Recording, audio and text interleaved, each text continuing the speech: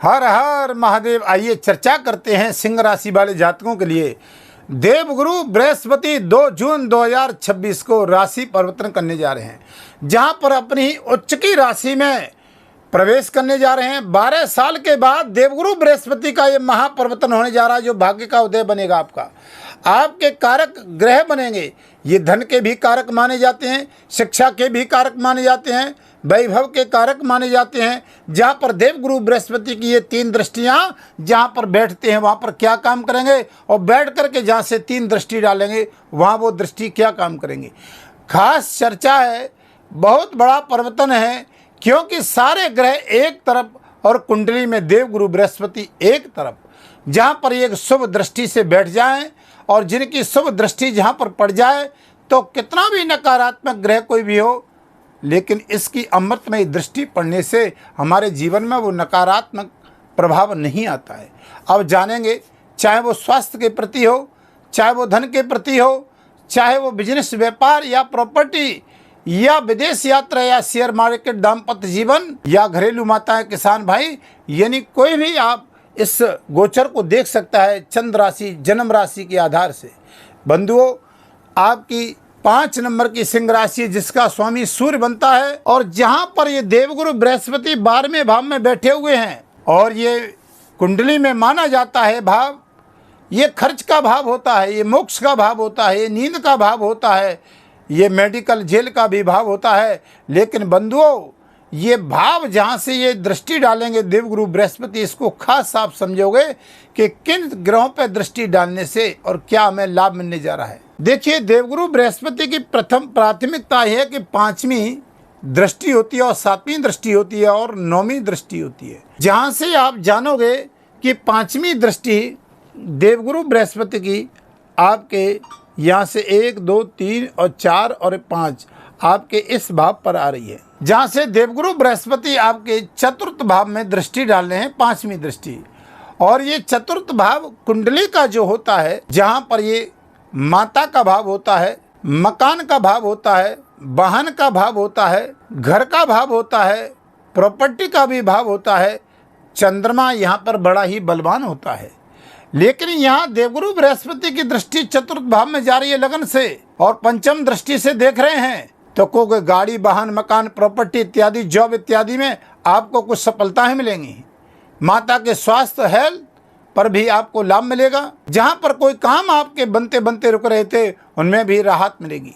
मांगलिक कार्यों में वृद्धि नहीं हो रही थी, मांगलिक कार्यों में, प्रेम संबंधों में, विवाह इत्यादि में संघर्ष चल रहा था, वो भी आपका दूर होगा। लेकिन आइए जानते हैं कि देवगुरु बृहस्पति आपकी कुंडली में बस बहुत, ये जो गोचर है ये आपको लाभ तो देगा ही, क्योंकि शनि की ढैया का भी मार्च 2025 से प्रभाव चल रहा है सिंह राशि पे। लेकिन जानेंगे इस विषय को भी कि शनि का भी ढैया का प्रभाव यानी समाप्त होने को जा रहा है, ये गुरु की दृष्टि 9वीं पड़ने से।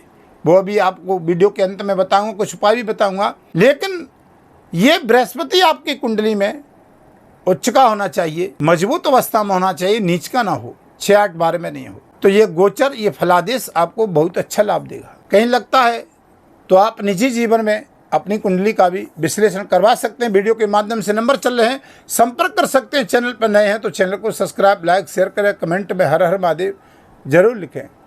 देखिएगा, 7वीं दृष्टि बृहस्पति की यहाँ से आप समझोगे तो आपके सीधे 6वें भाव पे जा रही है, क्योंकि यहाँ से ये 6वां भाव 7वीं दृष्टि से देख रहा है। और 7वीं दृष्टि से ये भाव जो माना जाता है कुंडली में ऋण और रोग शत्रु का, जहाँ पर विदेश संबंधित कार्य क्षेत्र हैं, जो विद्यार्थी विदेश में शिक्षा ग्रहण करने का योग बना रहे हैं, जहाँ पर विदेश जाने की सोच रहे हैं, उन विद्यार्थियों को बहुत अच्छी सफलता मिलेगी।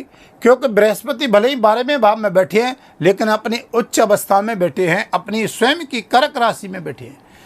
यहाँ पर विदेश में जॉब करने वाले जातकों को बहुत अच्छा लाभ मिलेगा। जहाँ पर आप जानते हैं ऋण, रोग और शत्रु या मानसिक टेंशन, जॉब में स्थिरता नहीं बन रही थी, या कोई लोन वगैरह था, तो यहाँ पर भी देवगुरु बृहस्पति की 7वीं दृष्टि 6वें भाव पे बहुत अच्छा काम करेगी, जहाँ पर आपको राहत भी बहुत अच्छा देगी। जॉब में एक स्थिरता का योग बनाएगी। लंबे समय से कोई रोग चला रहा था, उसमें राहत देगी। लेकिन उपाय क्या करेंगे ये वीडियो के अंत में बताऊंगा। अब देखिए कि गुरु आपका कुंडली में यहाँ से अगर मान के चलते हैं तो जब गुरु उच्च का हो रहा है तो प्रेम संबंध और शिक्षा और शेयर मार्केट में भी, क्योंकि आपके पंचम भाव का ये कारक ग्रह है, जहाँ से ये पंचम भाव भी गुरु जब उच्च के आ जाएंगे तो मजबूत होगा 2 जून से। और ये जब भाव मजबूत होगा तो उच्च शिक्षा है, चाहे वो शिक्षा के क्षेत्र में, चाहे वो इंजीनियर हैं, डॉक्टर हैं, IT सेक्टर में, किसी भी विभाग में इंजीनियर हैं, जहाँ पर उन जातकों को अच्छा लाभ मिलेगा। देखिएगा आप थोड़ा सा गहराई का समझिए, जब कुंडली में कोई भी ग्रह उच्च का आता है खगोलीय सृष्टि पर भी इसका बहुत बड़ा असर देखने को मिलता है। ये शुभ ग्रह है और जहाँ से आप चलते हैं कि कोई नकारात्मक ग्रह पर इसकी दृष्टि पड़ जाती है तो उसके नकारात्मक जो हम पर मानसिक रूप से तनाव की स्थिति ग्रस्त करते हैं, कार्य क्षेत्र में थोड़ी सी प्रॉब्लम आती है, उसको भी दूर करने में सहायक बनता है ये उच्च का देवगुरु बृहस्पति। बंधु आप ऐसे समझोगे कि देखिए जब गुरु की 9वीं दृष्टि यहाँ पर आ रही है, शनि जहाँ पर बैठी है 12वें भाव पे और अष्टम भाव में, जहाँ पर अष्टम भाव में शनि का ठीक नहीं होता है क्योंकि 7वीं दृष्टि से शनि यानी आपको जानते हैं तो कुटुंब परिवार और वाणी और धन के भाव को देख रहा है, तो यहाँ पर ये सिंह राशि को थोड़ा सा मानसिक टेंशन भी देगा, काम में थोड़ी प्रॉब्लम भी देगा। लेकिन अब क्या होगा कि शनि की जो ढैया चल रही है वो देवगुरु बृहस्पति उच्च की 9वीं दृष्टि जब जाएगी तो उस ढैया का भी प्रभाव समाप्त होगा।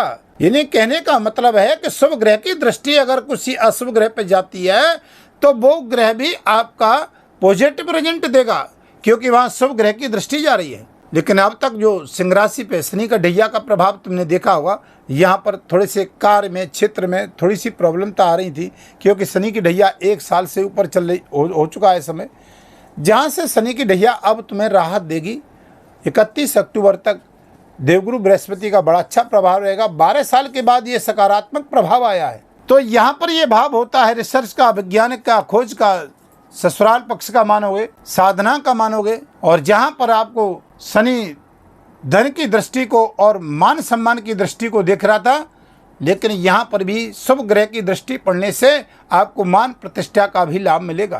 तो कहने का भाव है कि उच्च का ग्रह कहीं पर भी बैठा हो लेकिन वो लाभ जरूर देता है, वो हानि इतनी नहीं करता है क्योंकि वो अपने में पावरफुल होता है, क्योंकि उसकी जो दृष्टि जाती है वहाँ पर वो अमृतमय होती है और जिस भाव पर दृष्टि जाती है उस भाव का परिपूर्ण फल व्यक्ति को मिलता है। क्या बढ़िया कर सकते हैं, क्या अच्छा कर सकते हैं, तो आप जानिए सिंह राशि का स्वामी सूर्य होता है। जहाँ से देखिए बंधुओं, आप गुरुवार के दिन बीज मंत्र का जाप करें, ओम ग्रां ग्रीं ग्रौसा गुरुभे नमः।